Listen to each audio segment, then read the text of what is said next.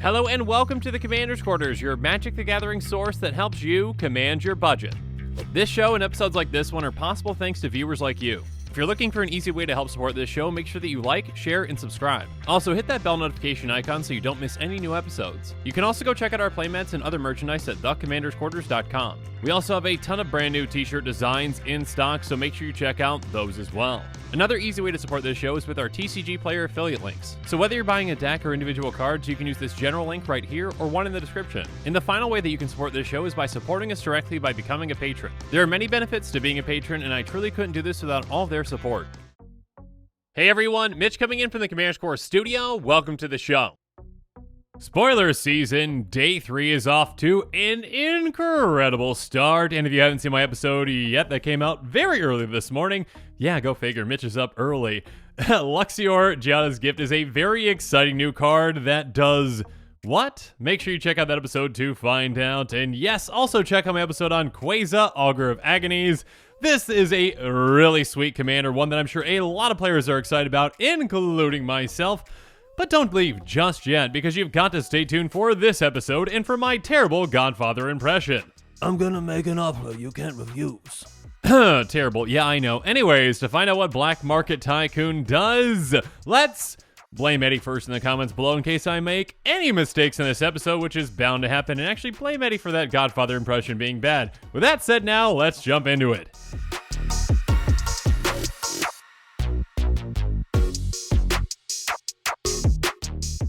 So, Black Market Tycoon is a 2/2 cat rogue with some incredible art. I mean, this cat does look like it can make you an offer that you can't refuse. Anyways, it costs red-green. It says at the beginning of your upkeep, Black Market Tycoon deals 2 damage to you for each treasure you control. So, yeah, if that's where the card just ended, this would be one of the worst 2/2s for 2 mana, the worst bears of all time. But of course, it has an activated ability, tap, create a treasure token. So, it does give you a really good upside. Again, being able to tap for a treasure token is kind of like being able to save up, basically like a lotus petal, essentially. Every single time you tap this, you can just save up mana that you can utilize later. However, although treasures usually are meant to be saved for when you need them, there's also some kind of an urgency with this creature as well, because again, on the other side, it does say, hey, beginning of your upkeep, for every one of those treasures, I'm going to, shock you for 2. Now, I'm not exactly sure, in the Magic story where this would be happening, but it's kind of like, they're like, oh, let me make you an offer you can't refuse, okay? I'm gonna give you this money, and you gotta spend it quickly, though. If you don't spend it quickly, there's gonna be trouble.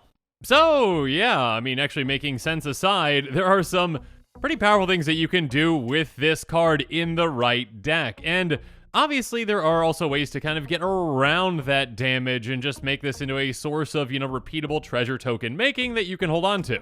I mean, the simplest of those ways would just be, yeah, give this lifelink, and then you're like, okay, you hit me, but I gained that much life back, so it didn't really matter. But now let's jump into some cards that can work really well with this, and, some decks out there that might be running these cards. You might want to consider this as an additional, fantastic value engine that can give you even more value than just 1 treasure a turn, or should I say, the value of 1 treasure per turn.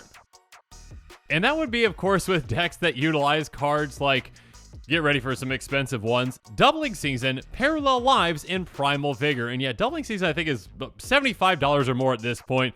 Parallel Lives is like $50 or so, but now there's a Judge promo version, which is this one, which looks really sweet, which is going to be much more expensive than that, and Primal Vigor is also very expensive too. Regardless, these are expensive cards for a reason. I mean, Doubling Season says if an effect would create 1 or more tokens under your control, it creates twice that many of those tokens instead. And it also basically does the exact same thing for counters, but yeah, what matters here is doubling up your tokens, because again, now when you tap your cat for a treasure, that Black Market Tycoon, you are getting 2 treasures instead of 1, and yeah, for a 2-mana creature, that's a lot of value every single turn.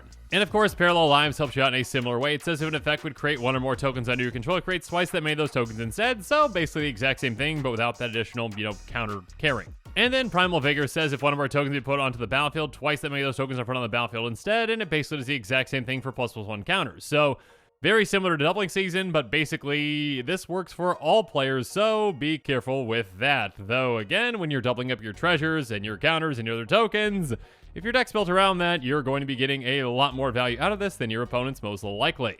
And yeah, 2 treasures instead of 1 is always going to be better. Well, unless, you get to your upkeep and then the Black Market Tycoon's like, hey, how many treasures you got? Take some damage. Moving on though, of course, you can also utilize these treasures in more effective ways with something like a Goldspan Dragon, which says, well, it's a 4/4 dragon with flying and haste. Whenever it attacks, it becomes the target of a spell, create a treasure token, but most importantly, treasures you control have tap, sacrifice this artifact, add 2 mana of any one color. So now your treasures produce twice as much mana, again, twice the value out of each of those treasures, so even though, you might be taking 2 damage per treasure, you're getting 2 mana out of each and every single one. Or again, I should probably say, 2 damage per treasure that you end up keeping around until your next upkeep. Because again, there is that kind of push and pull with this brand new card where it's like, okay, I'd like to be able to save up this mana for later, but if I do, I'm going to be taking some damage for it, outside of giving it lifelink and whatnot. But yeah, there are definitely going to be times when that damage is going to be worth it, especially when your treasures tap for even more mana. And actually, when your treasures do tap for more mana, or you can make more than 1 treasure with your tap ability, you can, of course, go infinite with cards like Freed from the Real and Penman's Aura. Wow, we finally broke them! My goodness! Now, obviously, this is slightly convoluted, and there are going to be very few decks out there that are going to be running all of these cards in one, but if they are, yeah, you can go infinite with either one of these. Freed from the Real is an aura that says enchant creature. By paying a blue, you can tap enchant creature, but more importantly, by paying a blue, you can untap enchanted creature. And then Penman's Aura does a lot of things as well. Pay a blue, untap enchanted creature. Pay a blue, enchanted creature gains flying until end of turn. Pay a blue, enchanted creature can't be the target of spells or abilities this turn. Or pay a generic mana, 1 mana of any color. Enchanted creature gets +1, -1, or -1, +1 until end of turn. But obviously, again, the most important of these being pay a single blue mana, untap enchanted creature. Now, obviously, you can do this an infinite number of times as it is just with this cat on its own because, hey, okay, I'll tap, make a treasure. Cool, I'll sacrifice that treasure for a blue. Awesome, I'll untap, I'll do it again and again and again and again. Now, that doesn't do anything for you, unless in some scenarios, which I'm going to bring up here in a bit. But obviously, if you've got something like Doubling Season or that dragon in play that makes your treasure tap for more, you are going to be generating infinite mana, of any color, essentially making infinite treasures, sacrificing infinite treasures. So yeah, if you happen to be playing those cards in combination, congratulations, you've done it. But also, like I mentioned before, even if you don't have those doubling effects or that dragon in play that makes your treasures more valuable, cards like Disciple of the Vault or Marionette Master can help you win as well, or they can just be nice additional value out of sacrificing your treasures already. Disciple of the Vault says, whenever an artifact is put into a graveyard from the battlefield, you may have target opponent lose 1 life. And then Marionette Master has Fabricate 3, so you can make this into a 4/6, and yeah, whenever an artifact you control is put into a graveyard from the battlefield, target opponent loses life equal to Marionette Master's power. So yeah, when you sacrifice your treasure, you're going to be draining your opponents with either of these, and again, if you can do that an infinite number of times with something Freed from the Real, congratulations, you take out all of your opponents. Now, again, more likely you're probably not going to have that combination of cards in a deck, but you could definitely see this cat seeing play in a deck that also includes these.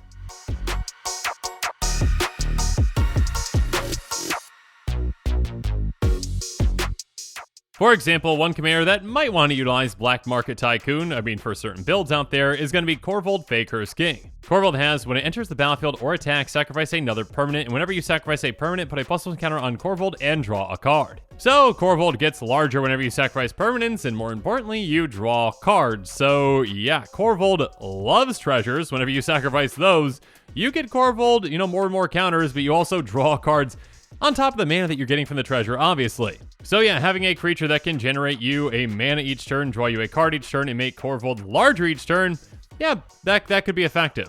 Now, obviously, Korvold can be built in pretty competitive ways, so it might not make the cut in those decks, and also you do need to consider, again, if you like holding on to your treasures, and not utilizing them right away, well, you might want to not include this in the deck because it's going to hit you for a ton.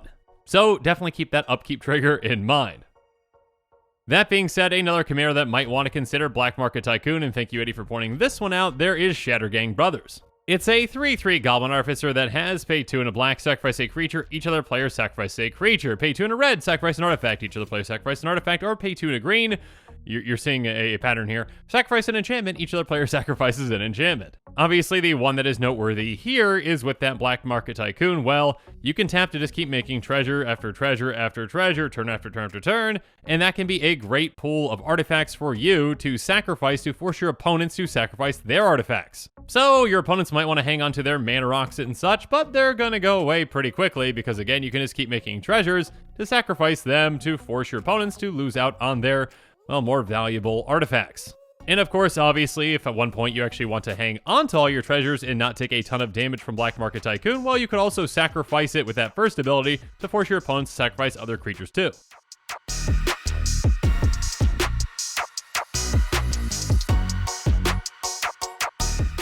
But now it is time for me to wrap up this episode and give you my final thoughts on Black Market Tycoon.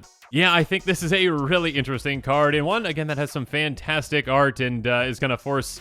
not force players out there to make some bad Godfather impressions, but players will probably do that. It has that nice push and pull on a card that I like to see where, you can get this good benefit, but there's also this downside to the card as well where, hey, if you don't spend this money right away for whatever reason, there are going to be consequences. Again, how in the world that makes sense in the Magic storyline, I've got no idea. This is the weirdest kind of loan operation I've ever heard of, where you're like, hey, you need to spend this money or else. That aside, though, I think it's going to be interesting to see what kinds of decks out there might want to utilize this Black Market Tycoon. And of course, for other interesting spoilers and quick takes, make sure you check out my other episodes that I've already done on quick takes. Again, I've already done 2 other ones today so far. And of course, there are going to be more today and in the next couple days as well. And with that, the show is coming to a close, so it's my turn to hear from you. So the comments below, let me know what your thoughts on this episode are, and as always, thanks again and have a good one.